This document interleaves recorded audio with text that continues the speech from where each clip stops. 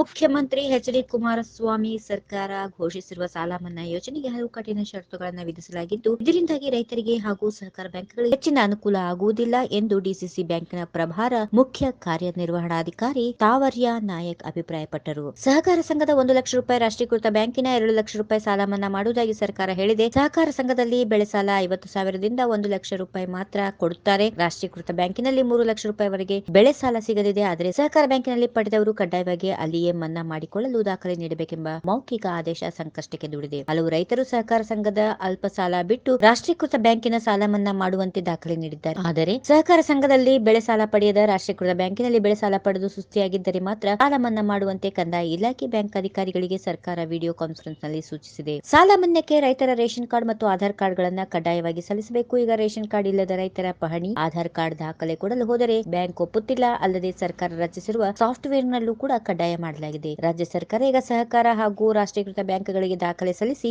ಅರ್ಹತೆ ಪಡೆದಿರುವ ಕೆಲವು ರೈತರ ಸಾಲದ ಖಾತೆಗೆ 25ರಿಂದ 50,000 ರೂಪಾಯಿ ಹಣ ಜಮಾ ಮಾಡಿದೆ. ಎಸ್ಬಿಐ, ಕರ್ನಾಟಕ, ಪ್ರಗತಿ ಬ್ಯಾಂಕ್ ಹಾಗೂ ಕೆಲವು ಸಹಕಾರ ಬ್ಯಾಂಕ್ಗಳಿಗೆ ಮನ್ನಾ ಕಂತವನ್ನ ಹಾಕಲಾಗಿದೆ. ಇದರಲ್ಲಿ ಸಹಕಾರ ಬ್ಯಾಂಕಿನಲ್ಲಿ ಸಾಲ ಪಡೆಯದೆ ರಾಷ್ಟ್ರೀಕೃತ ಬ್ಯಾಂಕಿನಲ್ಲಿ ಸಾಲ ಪಡೆದ ರೈತರಿಗೂ ಲಾಭ ಸಿಕ್ಕಿದೆ. ರಾಷ್ಟ್ರೀಕೃತ ಬ್ಯಾಂಕ್ಗಳು ಸಾಲ ಕೊಡುವ ಮೊದಲು ಸಿಬಿಲ್ ಸ್ಕೋರ್ ನೋಡುತ್ತವೆ. 730ರಿಂದ 760 ಸ್ಕೋರ್ ಇದ್ರೆ ಮಾತ್ರ ಸಾಲ ಲಭಿಸಲಿದೆ. ಆದರೆ ಬೆಳೆ ಸಾಲ ಮನ್ನಾ ನಂಬಿ ಕೆಲವು ಜನ ರೈತರು ರಾಷ್ಟ್ರೀಕೃತ ಬ್ಯಾಂಕ್ನಲ್ಲಿ ಮರುಪಾವತಿ ಮಾಡಿದ್ದರಿಂದ ಸಿಬಿಲ್ ಸ್ಕೋರ್ ಗಣನೀಯವಾಗಿ ಕುಸಿದಿದೆ. ಹೀಗಾಗಿ ವಾಹನ ಖರೀದಿ, ಹೊಸ ಮನೆ ಸಾಲ, ಜಮೀನು ಅಭಿವೃದ್ಧಿಗೆ ಸಾಲ ಸಿಗುತ್ತಿಲ್ಲ. ಸರ್ಕಾರದ ಸೂಚನೆಯಂತೆ ಸಹಕಾರ ಸಂಘದಲ್ಲಿ ಬೆಳೆ ಸಾಲ ಪಡೆದವರು ರಾಷ್ಟ್ರೀಕೃತ ಬ್ಯಾಂಕಿನಲ್ಲಿ ಅರ್ಹರಾಗುವುದಿಲ್ಲ. ಈ ರೈತರು ಸಹಕಾರ ಸಂಘದಲ್ಲಿ ಮಾತ್ರ ಅರ್ಜಿ ಸಲ್ಲಿಸಿಕೊಳ್ಳಬೇಕು. ಸಹಕಾರ ಸಂಘಗಳಲ್ಲಿ ಸಾಲ ಪಡೆದವರ ಪಟ್ಟಿಯನ್ನ ಕಂದಾಯ ಇಲಾಖೆ ಬ್ಯಾಂಕ್ಗಳಿಗೆ ನೀಡುತ್ತಿದೆ ಎಂದು ಲೀಡ್ ಬ್ಯಾಂಕ್ ಮ್ಯಾನೇಜರ್ ದೇಸಾಯಿ ಹೇಳಿದ್ದಾರೆ. ಸಹಕಾರ ವಲಯದಲ್ಲಿ ಹಿಂದಿನ ಹಾಗೂ ಈಗಿನ ಸಾಲ ಮನ್ನಾ ಫಲಾನುಭವಿಗಳ ಸಂಖ್ಯೆಯಲ್ಲಿ ಸಾಮ್ಯತೆ ಇದೆ. ಹಿಂದೆ 50,000 ರೂಪಾಯಿವರೆಗೆ ಮನ್ನಾ ಮಾಡಿದ್ದರೆ ಈಗ 1 ಲಕ್ಷ ರೂಪಾಯಿವರೆಗೆ ಸಾಲ ಮನ್ನಾ ಮಾಡಲಾಗುತ್ತದೆ.